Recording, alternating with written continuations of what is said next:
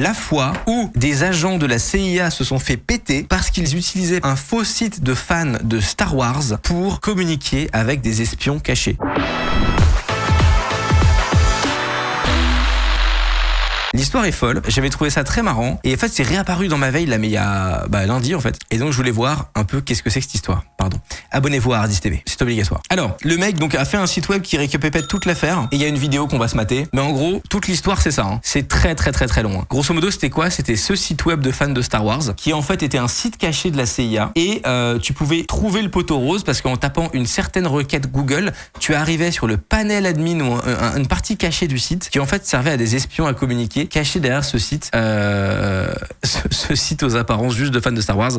Il y a une vidéo complète sur ce sujet par Sylvquin. C'était lui, putain, c'était Sylvquin. On embrasse Sylvquin qui avait fait une vidéo là-dessus. Bah écoute, c'est retombé dans quelqu'un d'autre en a reparlé littéralement lundi. J'ai fait mais c'est vrai qu'il y avait ce truc et c'est plutôt compatible avec les sujets dont on parle en stream donc voilà. Apparemment, c'était pas le seul site comme ça, il y en a d'autres des comme ça. C'était un site SITH caché de la CIA, j'aime beaucoup. Et c'est hyper intéressant en fait de voir qui utilisait ça pour bosser quoi. Donc on a juste le rapide résumé. The discovery of these websites by Iranian and Chinese counterintelligence led to the imprisonment and execution of several assets in those countries. C'est vraiment parti en couille quoi. Donc en gros, le renseignement iranien et chinois a découvert ces sites-là et a fait emprisonner et exécuter certains espions. And subsequent shutdown of the channel by the CIA when they noticed that things had gone wrong. Ok. Et donc en gros, on a toute l'info ici. Si ça vous intéresse, je peux vous filer c'est la source principale de cette histoire. Tu vois, monsieur et d'autres gens en ont parlé. C'est un peu le truc principal. Je vais vous filer le lien. Et il y a aussi une vidéo faite par le blogueur qui a fait ce résumé un peu technique de l'histoire. Elle dure 8 minutes. On va la regarder. Je mets les sous-titres parce que c'est intéressant quoi. Qu'est-ce que c'est que ce délire? This is about some websites that the CIA made around 2010. And they were Okay. used for their assets, the people that they recruited or coerced in target countries like Iran and China to spy on those countries. These were the websites that those people would give what they spied back to the CIA. And those were exposed. And one of them was Star Wars themed, which is kind of cool. Before those websites were uncovered, I'd heard rumors that many CIA agents in China had been caught. This 2018 article wasn't a major thing, but we didn't know how. Ah, ok. Donc on avait appris que des agents s'étaient fait arrêter. On savait pas encore pourquoi. Juste qu'ils s'étaient fait péter leur site Star Wars, quoi. Putain. There's starting to emerge that some public websites were compromised, but we didn't know any examples. When I heard about this, I'm interested in Chinese politics. I even said, oh, do you know any of them? I even asked on Quora, and Chris, engineer and former technician at the US Navy, said, you're dumb. Obviously, the CIA is so smart they would never leak their websites. Well, Chris, fast forward to 2022, and an article emerged with a few links. So I only heard about this in 2023. I was browsing YouTube and this video popped up from Darknet Diaries. C'est Darknet Diaries qu'on a parlé en premier. Alors Darknet Diaries, si vous connaissez pas, moi j'ai écouté la version podcast audio, c'est très bien. Watch the video, I just clicked the link. J'essaie de vous le trouver. And that's it. So it's a Reuters article where some of the ex-spies were complaining that the CIA didn't treat them well. Ça s'appelle Des histoires du dark side of the internet. The CIA used us and dumped us, and they gave a few websites. This is an example of one of the websites that was used. This is a reconstruction from the Reuters article. As you'd expect, there's a login field where the agent would go and type a password and would use encryption to talk to the CIA. But Reuters only gave 2 URLs directly on the article, but they also gave like 7 or 8 screenshots in total. Okay. From those screenshots, it was rather easy to find out all the domains, the 7 or 8 domain names, because either they were like on the title of the page, this is one of the pages, or if you inspected the page's source, Ils ont leaké les URL, ok. ActiveGamingInfo.com. URL for the images. Je suis très curieux. Pourquoi ils utilisent ça? Après, on est en 2010, donc il n'y a pas Signal, il n'y a pas tout ça, mais je suis très curieux de savoir pourquoi ils utilisent des sites cachés comme ça et pas des messageries cryptées qui existent déjà. Enfin, c'est pour pas attirer l'attention. Ouais, je sais pas. Il y a sûrement une raison, tu vois, mais je me la demande. Had website, so this ActiveGamingInfo.com, this Chinese website, was one of the websites. So they basically gave away 7 or 8 websites. But they also said that they had found 350 sites. 250 or 800 or something like that. Entre 350 et 800 sites étaient actifs, mais c'est énorme. Websites. And when I read that, I was like, oh, it would be cool if you could find a bunch of them, right? But they didn't disclose them because Ok, et donc c'est ce blogueur-là qui a essayé de retrouver la trace de ces sites-là.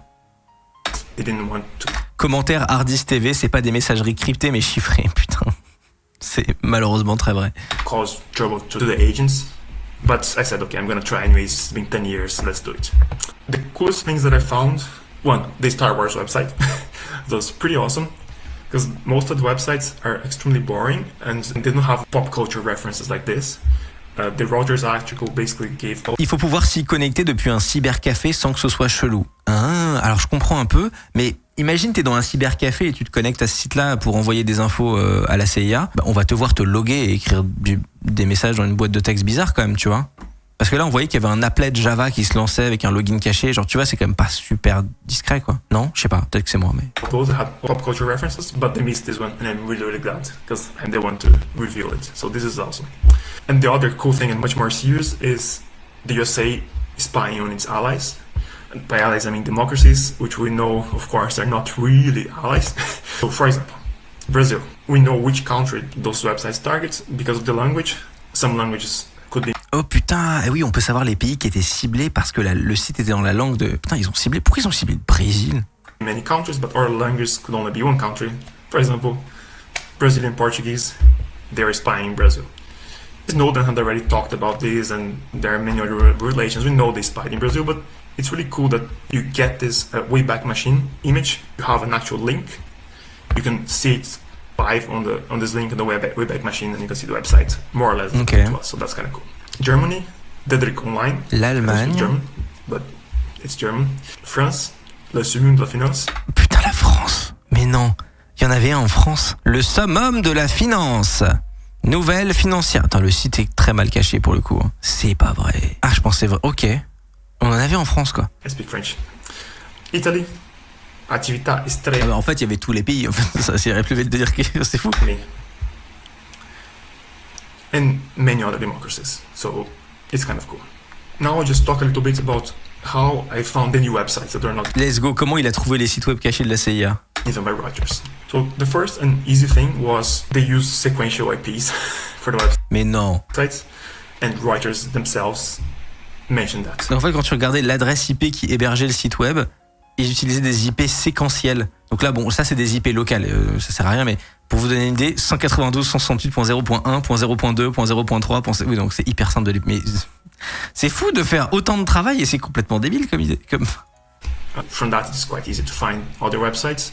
It's just a question of how good is your data.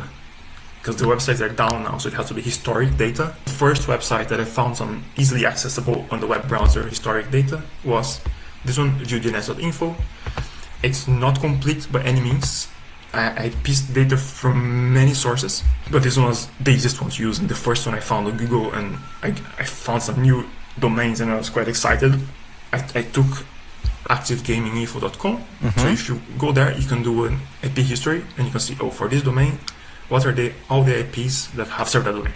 And so here we found 2012, this is one of the IPs. Ok, oui, il regarde historiquement quel serveur, quelle adresse IP a hébergé les sites, et puis comme c'est séquentiel, après il remonte et il cherche quoi. Serve that domain. 2024, I don't care. 2012, yeah, that's the one. And then if you take that IP, there's another tool which searches, for this IP, what are all the domains that have been historically hosted on that IP. Trop souvent, tu montes des trucs de zinzin, mais t'as 2-3 détails où tu sais pas pourquoi il y a une erreur de noob. Mais oui, c'est trop bizarre. Et là, oui, tu tapes l'IP et tu vois tous les noms de domaines qui sont reliés à cette IP et tu vois d'autres sites quoi. Search one by one in the browser, but then they have an API. You can find other nearby IPs, and that's how I find my first hits. So here, for example, on a nearby IP like 149, this was the 148. So the next one had a likely hit. And then if you take the domain name, you can go on Wayback Machine and you can confirm this has some similarities with the others. So incroyable. It's definitely a hit. The problem with the Wayback Machine is that you have to have the domain name. They don't have any IP exposed. They have the data, but they don't expose it. So we have to do other sources to find the domains. Okay, so that was the easy part. The hard part is finding new IP ranges. Then I tried a bunch of random stuff. Oh mais c'est le fou du bus original, j'adore. The first way I found new hits on new ranges was through the 2013 Guinness census, which is published on this random Neosites website, and it was very likely to obtain via an illegal botnet, because it's quite similar to 2012 a botnet dump like this. So some guy Quelqu'un a essayé de a fait un recensement des DNS, ok. hacked a bunch of routers and then instead of using them to do something, Donc c'est un dataset de 2,5 millions de DNS records entre 2012 et 2013 et du coup les sites étaient dedans parmi plein d'autres trucs. Mais comment il a trouvé du coup? evil, the guy used them to explore the net and publish the data publicly, which is amazing. This guy is awesome. But it's unknown who published this, anonymous. And their data looks like this, as you'd expect. They really went for each IPv4, they were pinging every single IPv4 ever. Oh, le boulot de... Oh la vache.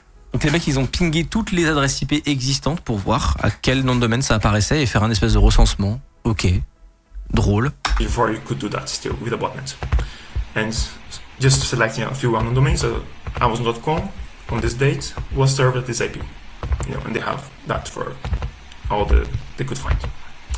Then I took that, I dumped it into SQLite, which is local. Donc il a pris ce dataset, il l'a mis dans une base de données. SQL database, which I love so much, it's so cool, and started mining that and trying to find new domains.